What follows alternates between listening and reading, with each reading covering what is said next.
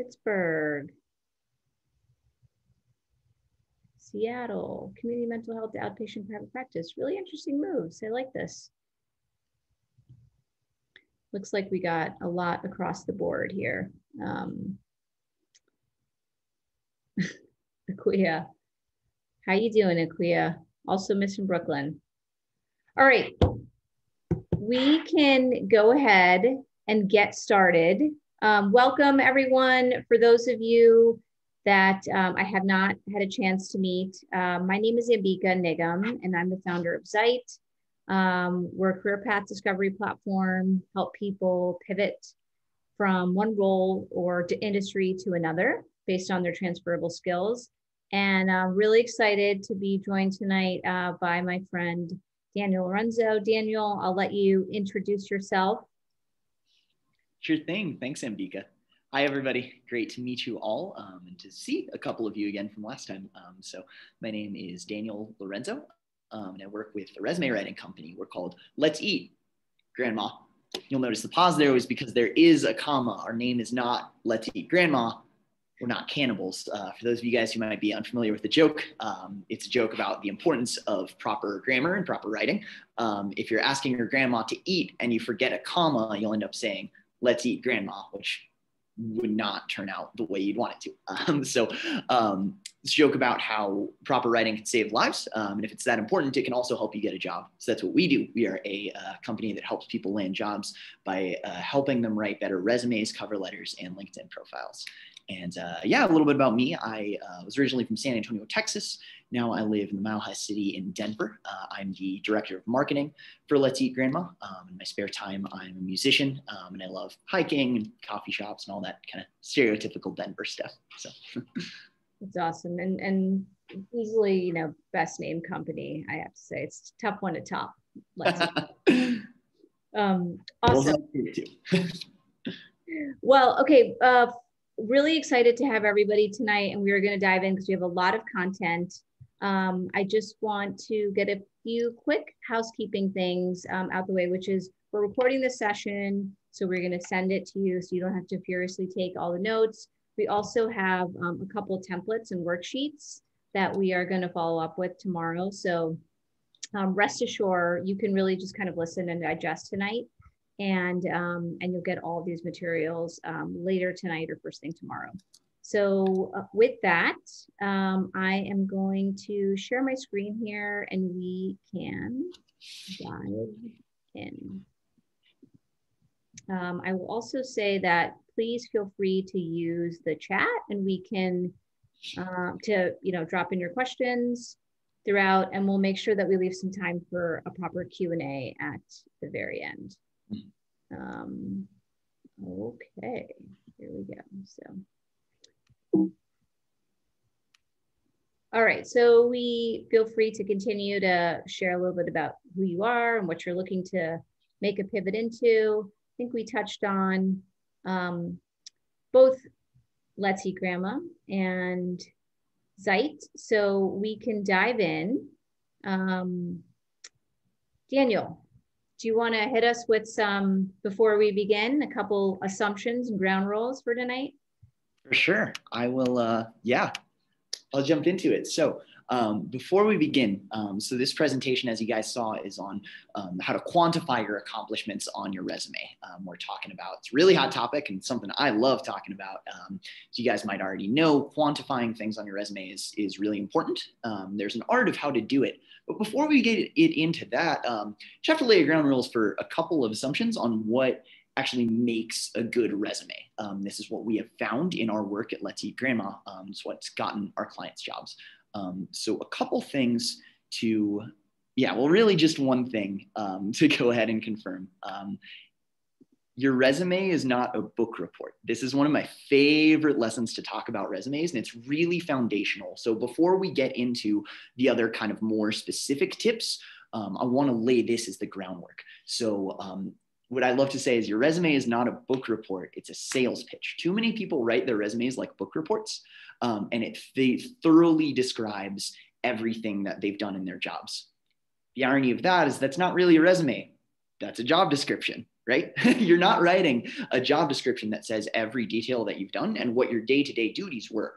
What a hiring professional is looking for, a hiring manager, recruiter is looking for when they read your resume, they don't just want to see what you did every day. They want to see what you accomplished. What was your contributions to the company that produced results for the company?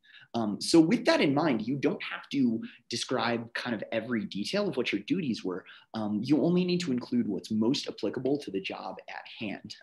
You guys are obviously considering your career change. You know, I'm sure you've all done some reading and research into what makes a good resume already.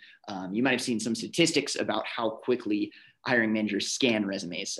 Sometimes, you know, there's one that goes around 6 seconds, 7 seconds, 10 seconds, and there's a lot of different estimates, but basically they read your resume really quickly. So they only need to see 2 things. So these are the 2 things on the next slide that we're going to keep in mind throughout the rest of this.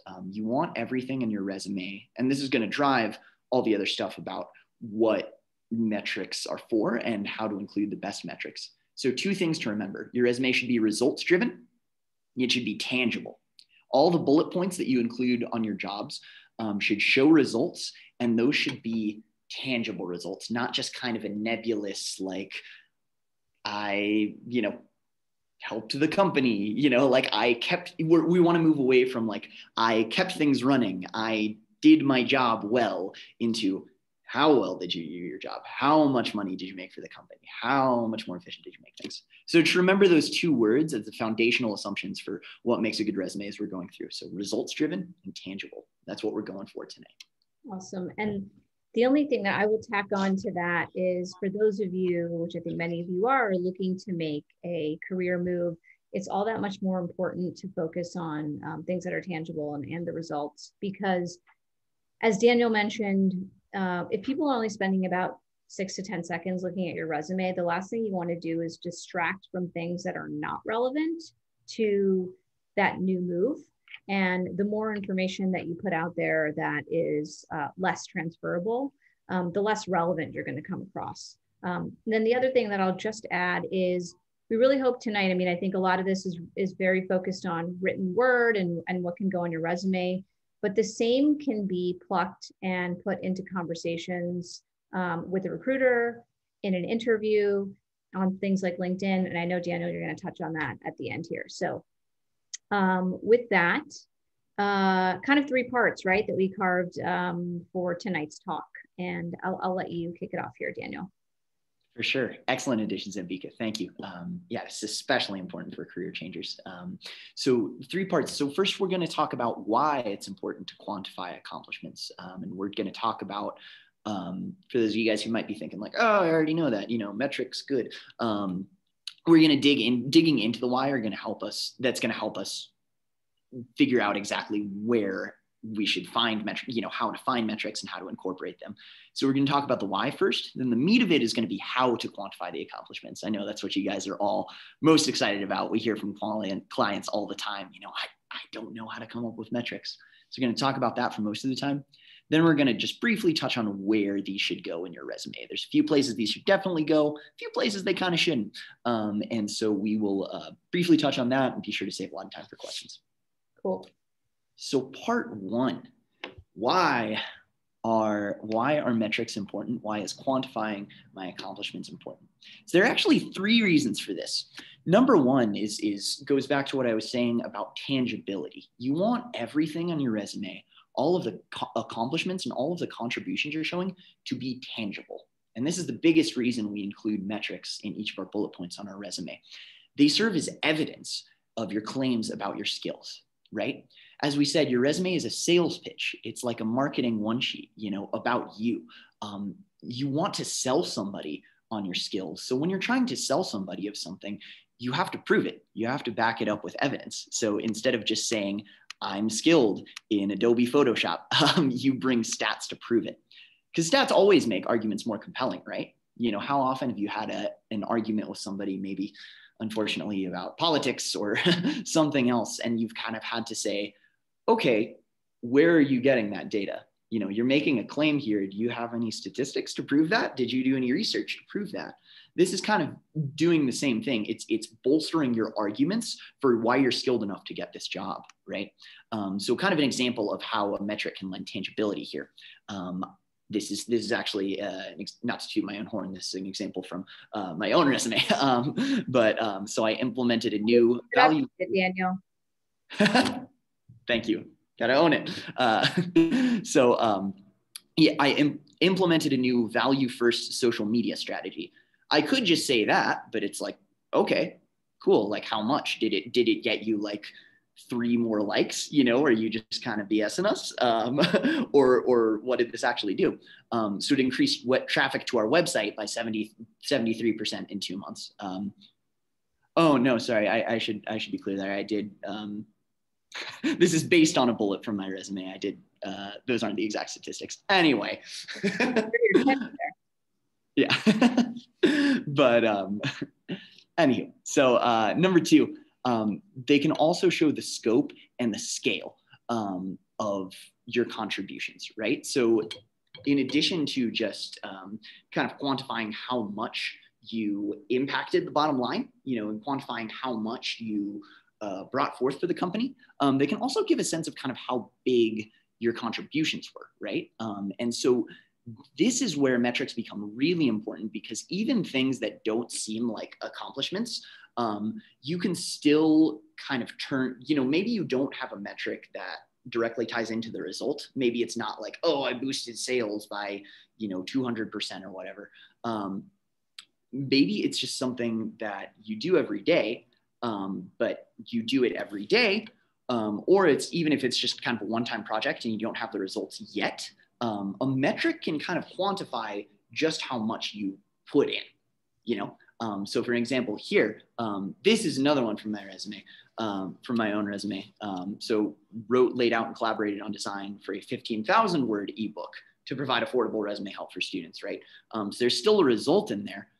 At the time I wrote this bullet, we didn't have many statistics on that ebook yet. You know, I'm going to, we're going to soon, right?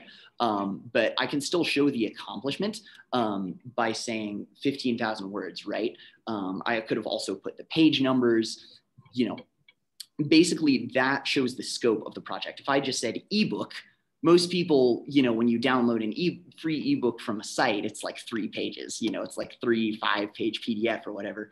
Saying 15,000 words, that's a metric that gives the scale of what my contribution was there. Yeah, I love that one. The kind of order of magnitude, I think, is really important. And some of these can be, this is something that I've heard time and time again, which is like, I don't have a specific number to quantify, but sometimes you can qualify things.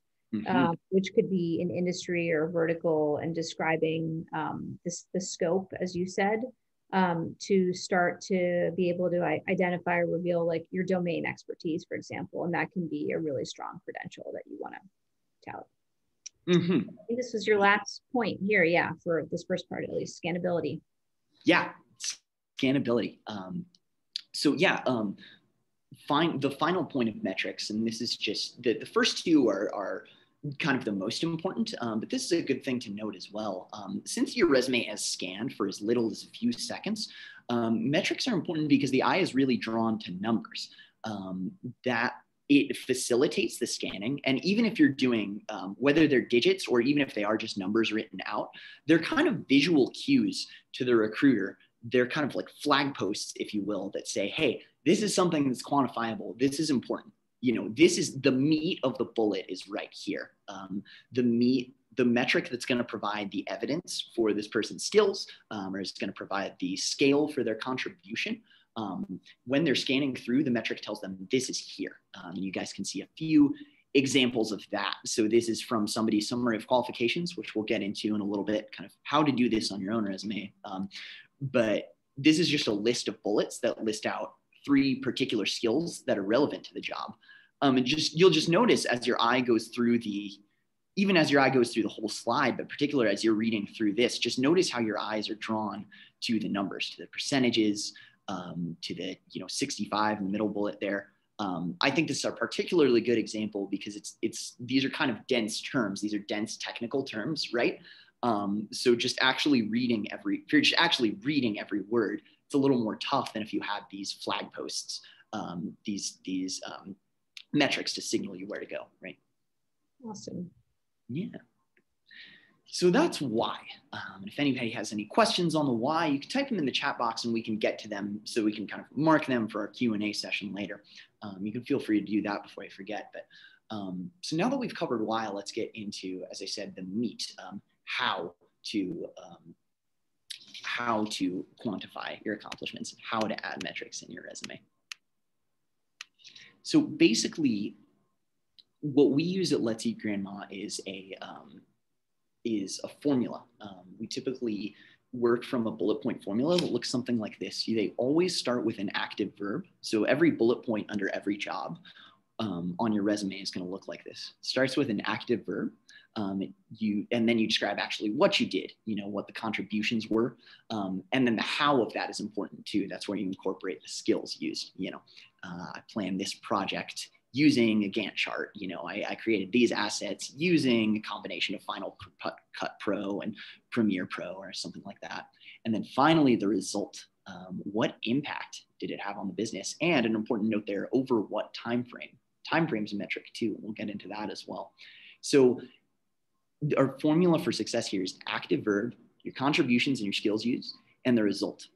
And so quantification, the metrics can come either in the contributions or in the results. Sometimes they'll come in one, sometimes they'll come in the other. But the most important part is that you do have a metric, and that even if there isn't a metric in the result, that you show some kind of result. What was the so what of this bullet, right?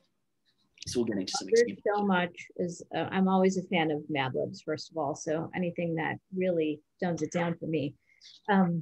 I think this recipe is so great.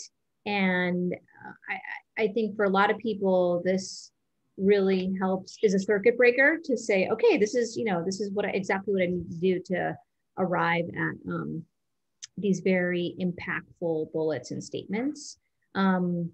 It's also kind of hard sometimes to unpack some of these. So what we thought we would do, in addition to this example here, is kind of really go step by step and break down how you can arrive at this sentence and these three specific answers to the special ingredients here. So I'll let you go through this example first, Daniel, just to kind of bring it to life a little bit, how this Mad Lib works.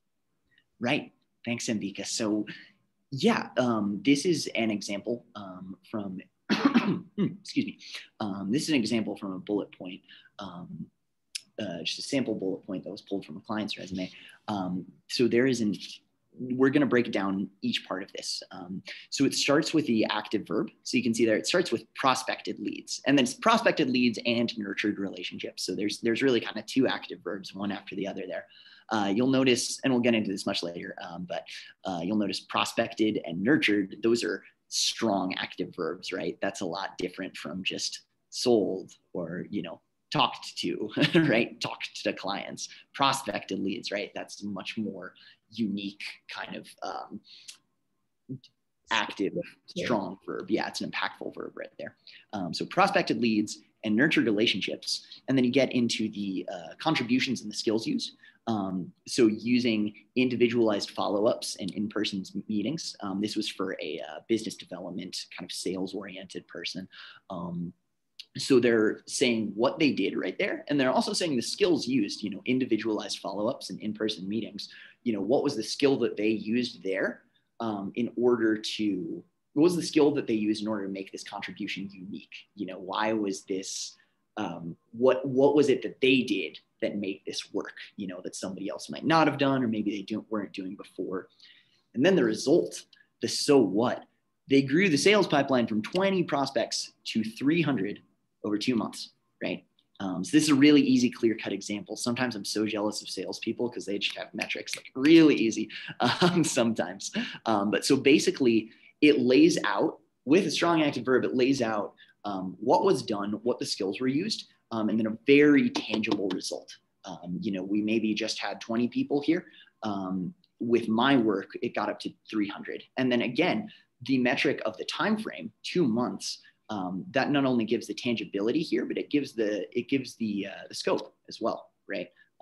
That's impressive on its own. You say it was over 2 months. Again, pretty darn impressive. Yeah.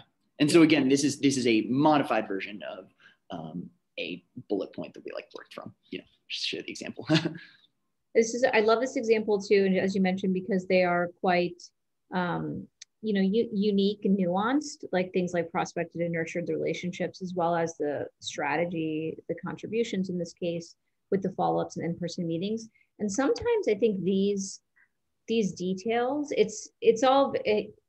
you have to be like, take this Goldilocks approach, right? You don't want to be too high level, you don't want to be too detailed.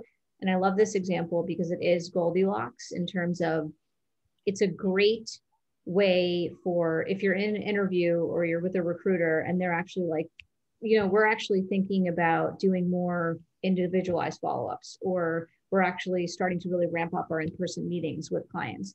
These are things that can actually be a really strong springboard for conversations and allow you to like launch in some really impactful stories. And that's why that level of detail and nuance, I think, can be really powerful to nail. Okay, so now we're moving into how we help this great group tonight start to think about, arriving at such great sentences themselves here. I've heard this a bunch, Daniel. It sounds like you've heard this too, when people start to be like, oh, this recipe sounds so easy, but I don't think I've actually contributed anything tangible before. All the time. So there's a real, I think, method to, first of all, the answer is no. I think both Daniel and I can agree in our experiences of working with people that everybody has something very tangible to share and stories. And it doesn't mean that you have to have reams of Google Analytics metrics that you've been working with to be able to prove that you've driven really strong results. So we hope that these 4 steps, as we break them down, will really help. And they are really unpacking that Mad Lib that we just went through here. So starting with brainstorming your projects, which we will touch on, how that's a great place to start. Identifying the result, and we have some tips and tricks around that, ways to define the contribution, and then ultimately think about how you want to articulate your specific role in the larger context of the product. Okay, so, oops, little speedy mouse. Okay, I can touch on this one actually really quickly. So brainstorming projects. This is the first very important step. And our advice is to really, we won't, for the sake of time, we won't do it tonight, but either after this call or whenever you get around to it, take 10 or 20 minutes to just jot down all of the interesting projects, the memorable ones that come to mind that you've worked on in your current experience and your past experience. And one thing that can also help with this is if you have job descriptions for the next job that you're looking to get, print them out or put them in front of you and take a closer look at what they're asking for, what skills they're looking for, what requirements, what kinds of activities are involved in that day-to-day job. And that's a good thing to kind of cross-reference against some of the projects that you have jotted down. And you can circle the ones that you think are directly really relevant or are really adjacent or extremely transferable to what that new job is asking for. And that is a really good starting point to say, I'm going to talk about, these 3 projects or this one project even. So that's really step 1. And we really hope that you look exactly like this cat as you do it, because we know that everybody's been working like that for the past, 12 months now, however month we're in this pandemic. Okay, step 2, Daniel, I'm going to let you take this one away, identifying the result. Yeah, absolutely. So as far as identifying the result of that project that you're looking at, basically the 2 biggest things that you want to look for, how did this accomplishment, one thing you say it lets you gram out, how did this accomplishment make money for the company, or how did it save money for the company? And both are important. Don't think that just because you don't have a dollar amount to attach to it, don't think that just because there's not that that there can't be a metric of how much you improved things, right? And so maybe it's not necessarily directly money either. You know, if we have some, you know, kind of nonprofit people or teachers, you know, to replace money with impact or whatever, you know, another kind of KPI is, right? Right. Basically here too, I think, or like time or a process, building brand. I think there are just a couple other springboards that could, that are synonymous with the result or with the impact. Sorry, go ahead, Daniel. Exactly. Yeah, no, exactly, Ambika. And so what goes into the saving money or, you know, just the saving costs umbrella of that, all of these other things, you know, saving time, improving processes, building brand awareness, improving customer satisfaction, any way you really saved time or effort or anybody or for anybody or anything, whether that was for somebody on the customer side or somebody within the company or even like a partner. Basically, anytime think of your contributions made something easier compared to the way it was done before, or if this project does something new that didn't even exist before. Awesome.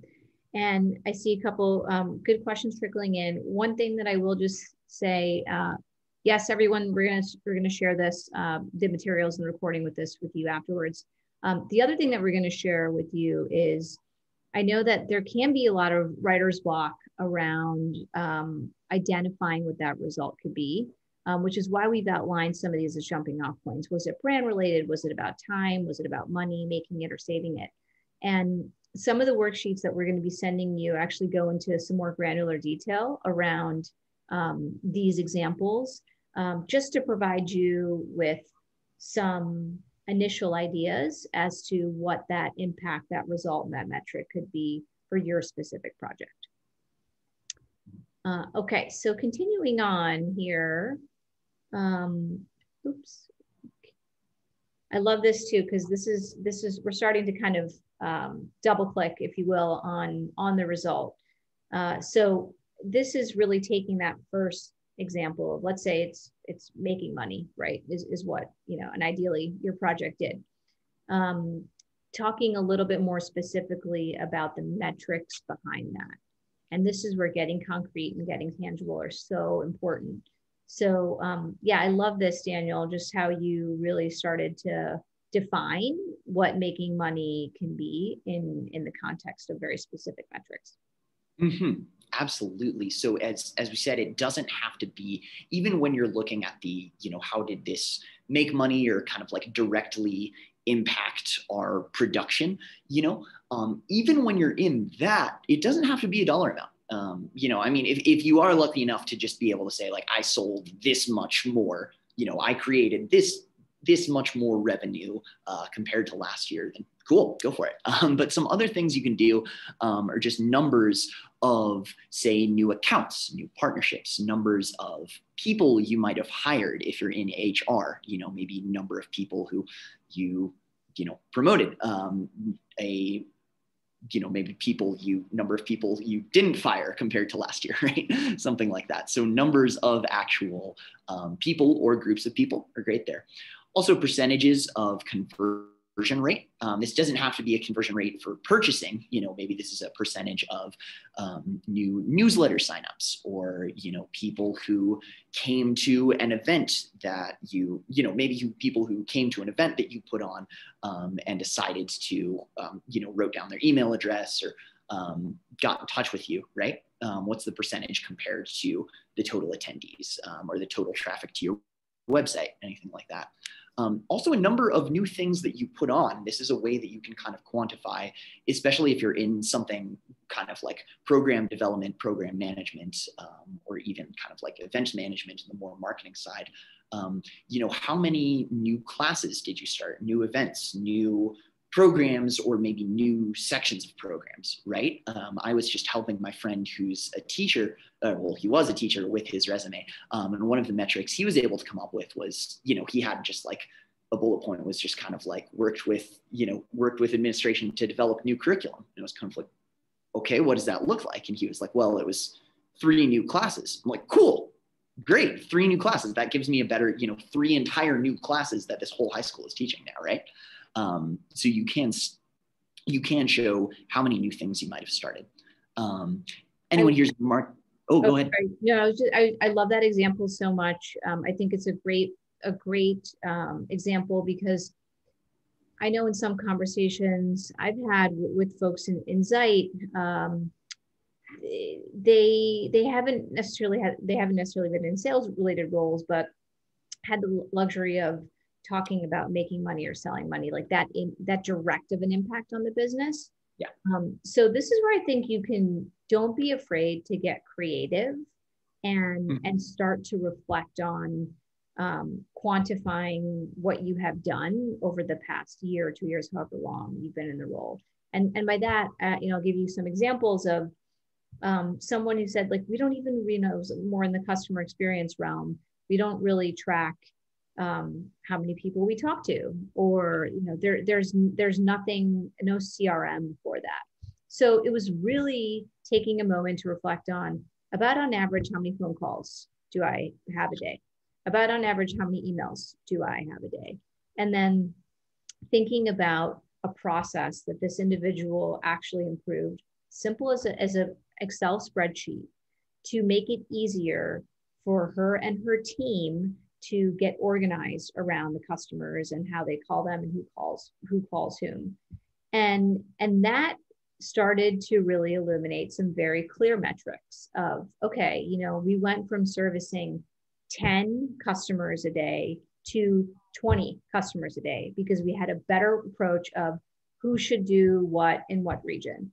And that is, I guarantee you, every single person here has the ability to really quantify some what you believe is qualitative work that you're doing every day. If you really just spend some time to kind of think about it, even kind of anecdotally. Okay, I'm off my soapbox. Thank you. I want to call attention to one really important thing that you said too, and I'm grateful you added to, about on average. Those three words I think were really important there. If you guys are like, oh shoot, we don't keep track of anything. And I know what it's like. Let's Eat Grandma was a very small company a couple of years ago when I started. There wasn't a lot that I know what it's like to not necessarily have tracking everything. As she said, about on average, you can absolutely estimate, as long as it's honest. We want to remain honest, right? We don't want to stretch the truth with, how many we were doing on average. Everything on your resume is fair game to be asked about in an interview. So you don't want to get caught kind of stretching the truth, but estimating things is totally okay, right? Awesome. Yeah. And so a couple other ways here on this slide too, getting into the last slide was kind of making money directly affecting our impact or a product or a bottom line. The other, and honestly, this one is probably more common. This is probably what more of you guys are going to use in most of your bullet points. How did my accomplishments save money or just make things easier? Did you enable, so you can increase the efficiency? Did you make anyone on your team work fewer hours? Or did you maybe, as Ambika said, did you maybe go from helping an average of 10 people per day to 20 people per day, or did you take maybe the average time to resolve a help desk ticket down to, did you maybe take that down from 3 hours to 1 hour or something? And real quick, Sarah G, I just saw your question pop up. Yes, those metrics can include the things that your team accomplished, right? You can make it clear in the language of your bullet that it's part of your team, like led a team to do this, which resulted in this metric, or, assisted team leader with X, which led to the team accomplishing X. You can absolutely do that. A couple other ways to identify the results that saved money. Did you find a way to do something more simply than before? Did it take less, not only did it take less hours, did it just take less money? Maybe you found like, hey, we don't actually need to use this software or this plugin that we're using, and then potentially saves money, right? That's happened with us a ton. And then again, time frame, did the project, this happens with a lot of like project-based people. Did you find a way, compared to your predecessor or compared to the expectations or the goals that were put on you, did you find a way to do it quicker than they were expecting, right? All of that is fair game. I love it. I think, before we move on to the third one here, I can't emphasize how important this one is especially for career pivoters. And there was a great, so Katie Sarah is a mentor at the.zeit. She's a customer success leader at Mirror. They are the in-home gym, which some of you might have heard of, recently acquired by Lululemon. And I just thought it was so poignant because she said, I don't care what anybody's done. This was in the context of like looking to break into customer success. As long as you can describe to me what you've done and how those actions translated into the business, like what happened because of what you did in terms of impacting the business, then to me, it really just shows how your actions can translate to real results. And that's really like, you have this golden opportunity to really contextualize your experience and your skills, especially if you're looking to make a big career move. So don't be afraid to really be bold here in how you talk about it. Okay, little bolt of inspiration. Love it. All right, so moving on to the third step, Daniel, which is defining your contribution. So we talked about identifying your projects. We talked about identifying the results. And this is kind of that middle piece in the Mad Lib, if you will, which is defining your contribution. I'm just going to go back here so everybody knows exactly what we're talking about here. And again, you'll have all this information. So we just talked about the result. And now we're talking about this piece, which is the contribution and skills. So this is the middle of the sandwich, if you will. Yes. Okay. Here we go. Yeah, it's the middle of the sandwich, kind of the meat of the bullet, right? So the results are really crucial, but I'm sure a few of you guys were probably thinking, I don't really have results to attach to this, right? Whether it's like, well, this was a really big product I worked on, but maybe we just launched the product. We don't have that much, we only have a couple weeks of data for this, right? Any other way you're kind of like, well, I don't know. I know this impacted things, but I'm not sure how. I don't know if I could quantify that. Good thing is you can quantify your contribution, so with the results, what we just talked about, that was the output. This is the input. You can quantify the input too, and just show how much you killed it at your job, right? This is where we get into the second piece of why metrics are important too, the scope and kind of the scale. You don't want to focus on your duties. Again, remember, resume is not a book report. We're not describing our duties in detail. We're describing our accomplishments in detail. But there are a few ways in which you can quantify your contributions in which it's clear that like, okay, this is impressive, especially in a way that like, okay, this person exceeded their goals of what they were supposed to do in their duties, and they could do it again here, right? Or they are going to exceed their goals at this company.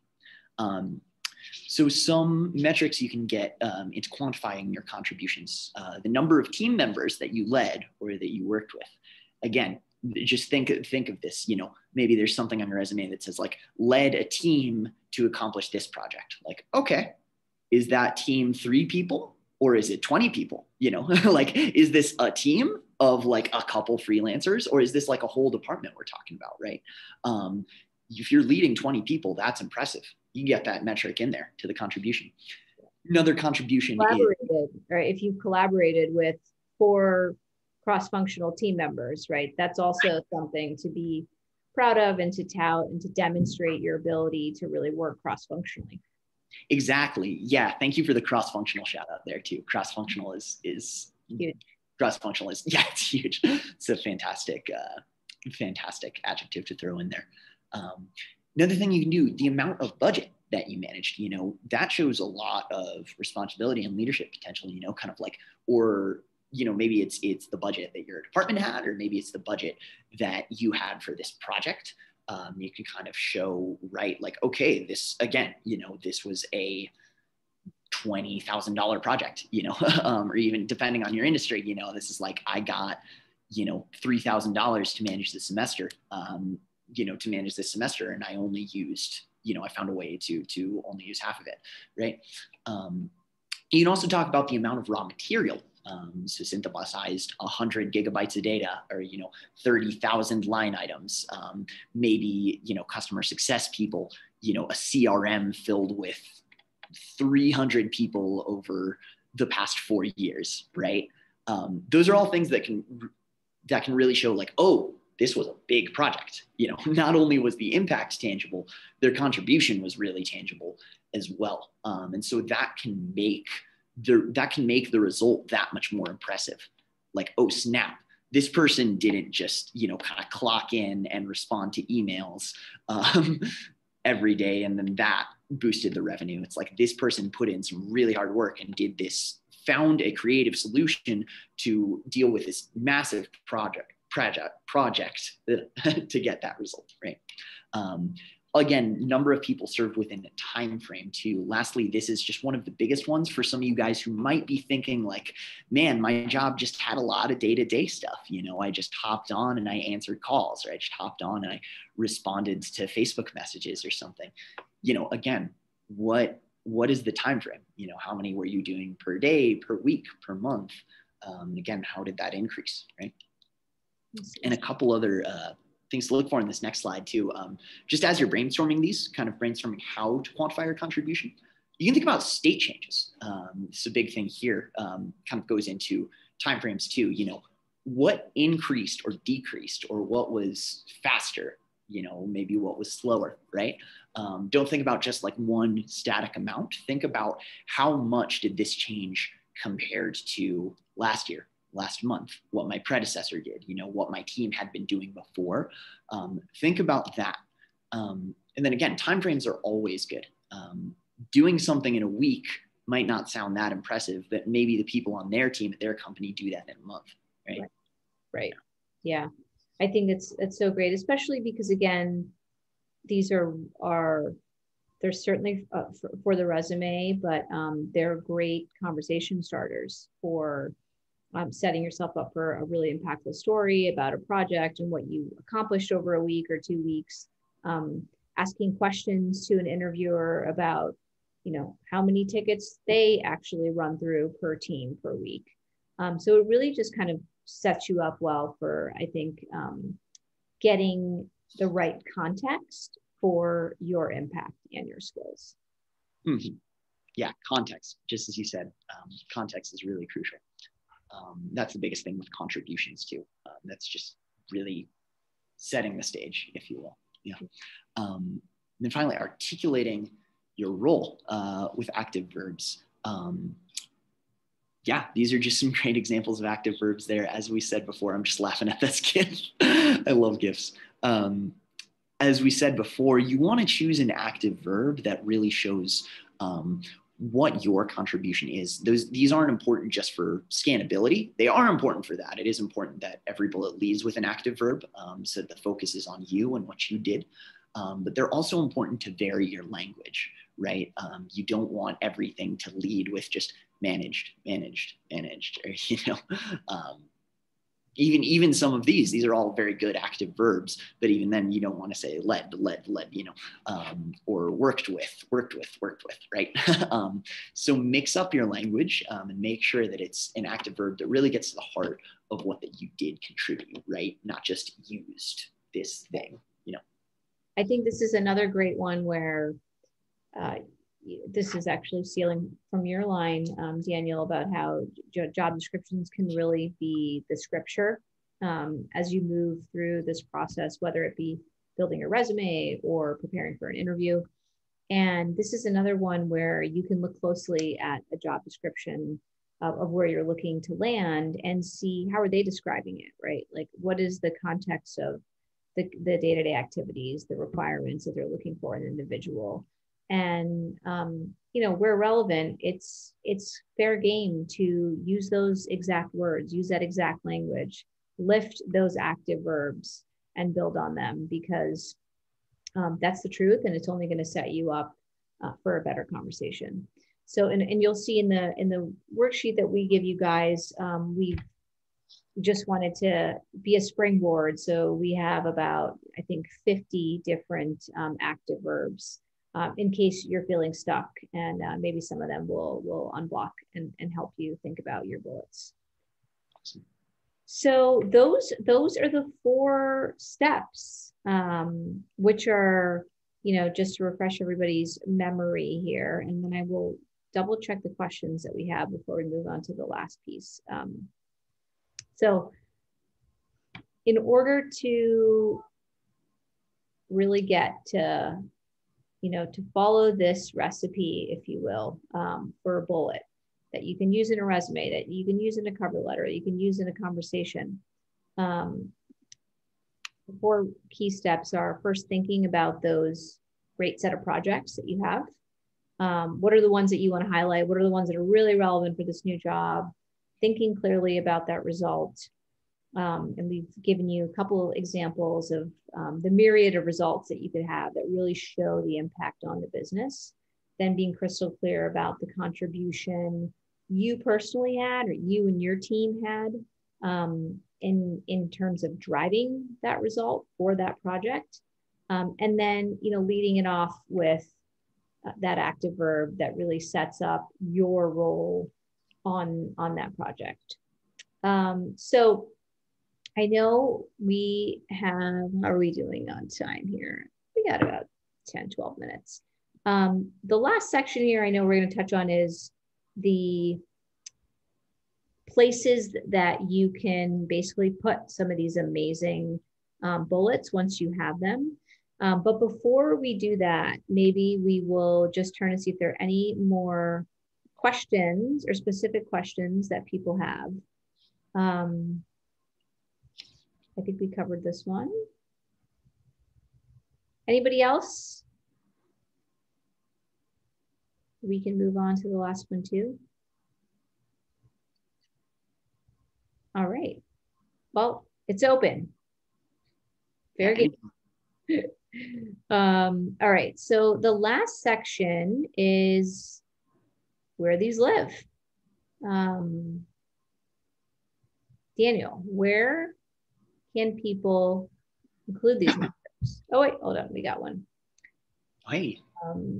Is it worthwhile to mention stepping into unexpected roles, projects during crisis, et cetera, or being chosen to lead strategic planning conversations? 100%. Yeah. Yeah, I think that's an accomplishment in itself, right? I would kind of ask you that, Yasmin.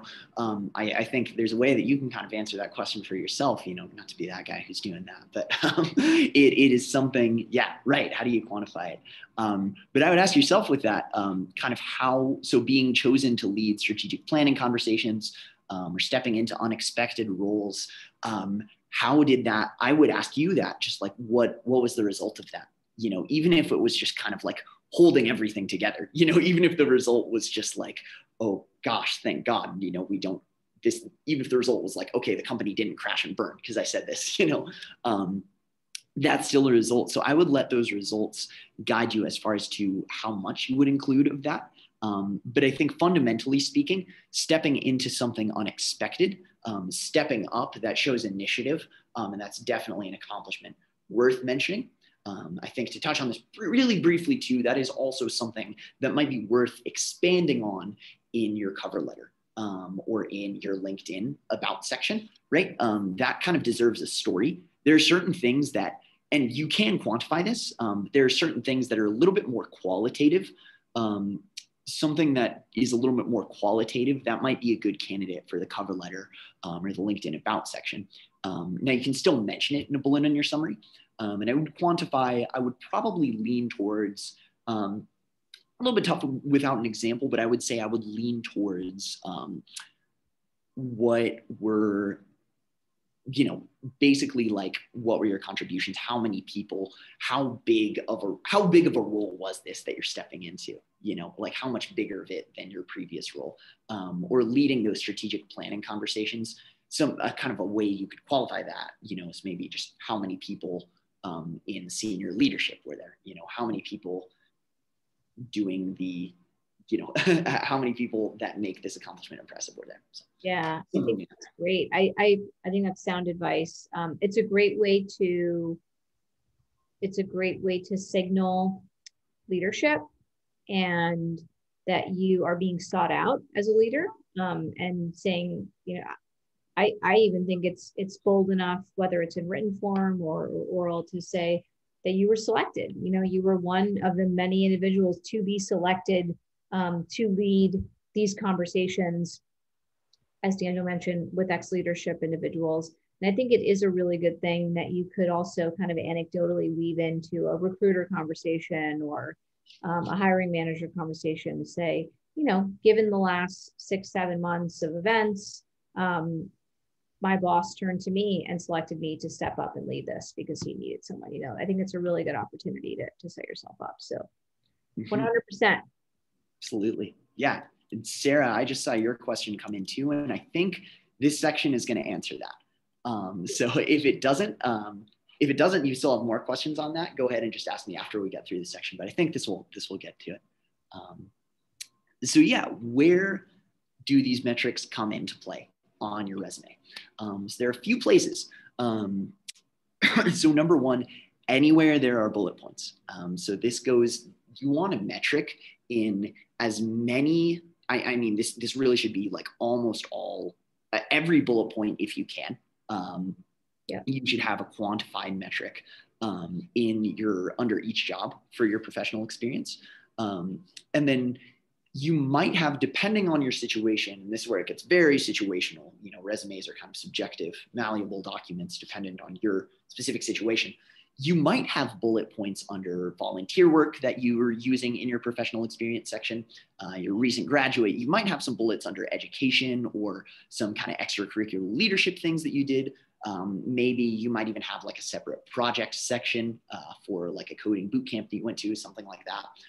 Basically, anywhere you're including bullet points, there should be metrics. You also include them in your summary of qualifications, which we'll get to. You're not going to include them in your skills section. This will actually help you have a more effective skills section. It's just something I see sometimes that is a good clarification note. And then lastly, real quick, this is where metrics are found on your resume. They're also found on places that aren't on your resume. So in your cover letter and LinkedIn. So just really quick to breeze through these. It's pretty simple, pretty self-explanatory, but as we said, every job needs a few bullet points based on your accomplishments rather than just your duties wherever you can. So a couple more examples of a metric included for the contribution, you know, synthesize 30,000 line items, 5 years of data. You guys can read that. I don't need to just read the whole thing out to you, but these examples. Right. Thank you. Yeah, and then another way that you can do it. Oh, wait. Yeah. Sorry, what did you say, Ambika? I think I'm. Oh no, just saying it's, you know, I think it's always good to have a couple examples in front of you as of what good looks like as you're going through this exercise. So I think these are nice. Okay, got it. Thank you. For sure. Just want to make sure I heard you correctly. Yeah, for sure. So as you guys can see, there's one way to include it in the contribution. This is kind of the raw material of data that we were talking about. And then another way that you can include it in the result. This person had it a little bit easy, but again, this shows that this attaches the metric to the result of this project that they had. And you can see here transformed is also a great active verb, really highlights on what they were doing for the project and then what the metric was. These are both examples from real Let's Eat Grandma clients. This is the summary of qualifications. One other place where you can include metrics. Just a quick tip for you guys, for some of you guys that might not know this, the first section on your resume should be a summary. You might also see it called like a profile section. What you don't want is an objective statement. Those are outdated, and their hiring managers really just are kind of skipping over objective statements. You may have metrics in your summary of qualifications because it's crucial for grabbing attention. The top of your resume is really great real estate. So you can use them in this quick 3 to 4 line paragraph. And this is a great place, especially for you career changers and people who really, really, really need to show relevance to the job description. There are a few key things you can put in here. You know, say if this last sentence here, you know, managing budgets of up to $2,500, you know, that is something that might have been included in the job description. If something there is like in the job description is like required qualifications must show experience in this, you can get it in the summary of qualifications so they see it right from the very beginning. You know, they know not to disqualify you right from the very beginning. Same thing here, leading cross-functional teams of up to 20. That's ways you can really just show at the very beginning, hey, I got it, you know. That's awesome. Especially for some people that might have more varied backgrounds, not necessarily in the industry that you're applying to. This gets all of the non-negotiables out of the way first, right? So you can use them in the paragraph or in the next slide for some people, particularly people with more on kind of getting into longer careers, more years of experience. Another way you can structure your summary of qualifications section is just doing a few bullet points about your biggest skills or accomplishments. You can actually include bullet points of your major achievements. And these could be repeated later in your jobs, maybe with more detail. But you can use bullets in your summary to give a quick, like kind of greatest hits of, especially if, maybe these are 3 skills that are really key to the job description. You can include metrics in there as well. Awesome. Yeah, and then a surprisingly common mistake I see sometimes, people will use the skills section to kind of elaborate on how they've used their skills. And that's actually where you don't want that. You want the skills section to just be a really quick checklist for the recruiter. Because remember, the proof of the skills that you list there is already in your bullet points for professional experience. This usually isn't something, and again, like, this is an example of kind of how you format a skills section. You can do it by category so they can see, all of the programming languages or software that you're familiar with. It's also a good place to include, those keywords so that they can see, just have a mental checklist of like, okay, this person does indeed have experience in this. Let's go back to the professional experience section and see what kind of projects they've used this in, right? Exactly. So that's just a quick note. If you typically don't want metrics or elaboration in there, you want those in your bullet points for professional experience. And then finally, it's just worth mentioning that, and again, this is a whole other presentation. There's so much I could talk about your cover letter and your LinkedIn, even other parts of your resumes. I could really, there's so much.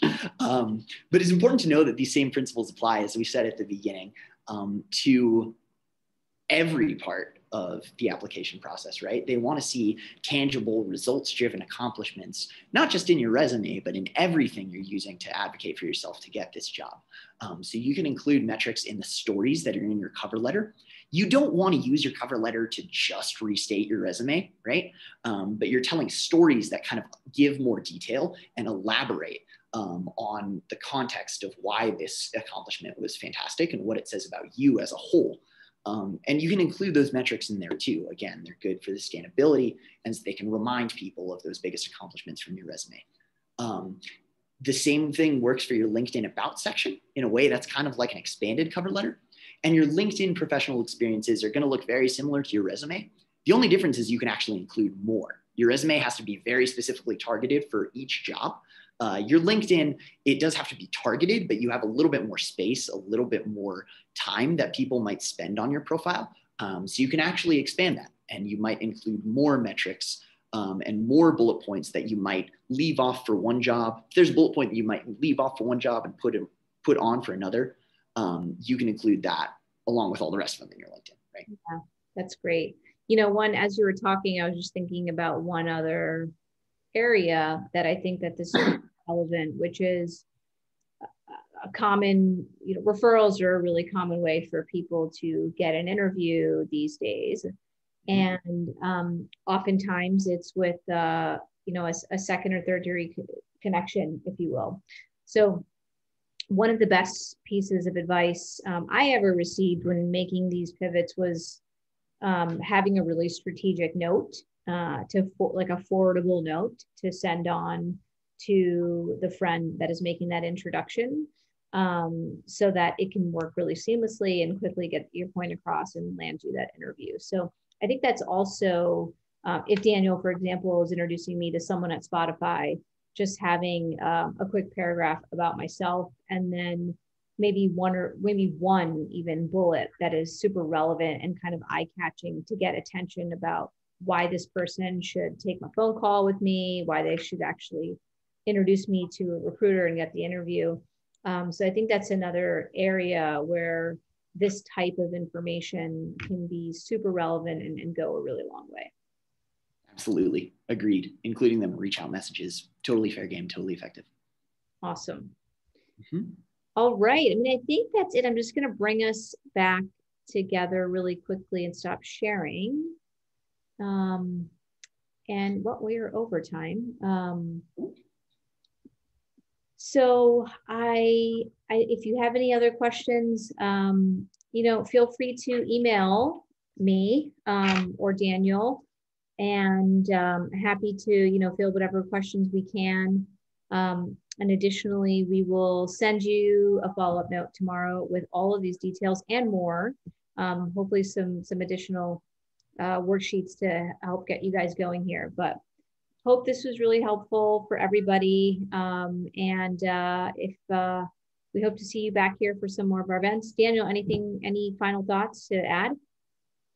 Thank you again for being here. I'm so glad to see that so many people are finding this helpful. I really hope it sinks in, and I do wish you guys all the best in your pivots. One quick note is just that you'll see in the email that Ambika's going to send out. So there's going to be an email to a page on our website on let'seatgrandma.com. That page is going to have a code for a 10% discount for any of our services. If you guys want to use any of our services for help rewriting your resume, your cover letter, your LinkedIn, that is going to be fair game for you guys. And it's going to have a long expiration date on it too. You might notice if you visit our website, we are having a lot of demand between the pandemic and the new year with everybody kicking off their job search. So that coupon is going to have a long expiration date. If you are still kind of like working on your pivot, your kind of the clarity piece, when you've got that down and you're saying, okay, now I need to, go in and get my documents, still have access to that coupon as well. Then it will also have links to blogs, podcasts, some other resources that can go further into some topics we touched on but didn't get to dig into here. Perfect. Great. Well, keep an eye out for that tomorrow. And Nick, one last thing I'll just say for your question is, if you're going from co-founder to a specific role, I would highlight the specific skills that you've done. You've probably done them all as a co-founder for that role, and speak to those in a really strong way. And then when you get to an in-person, you can always talk about how you can do that and more. So that's the parting thought. Thank you, everyone. Thanks for staying on a few minutes late too. And good luck, everybody. We'll be in touch soon. Thanks so much, everyone. Take care. Thanks, Daniel. Bye.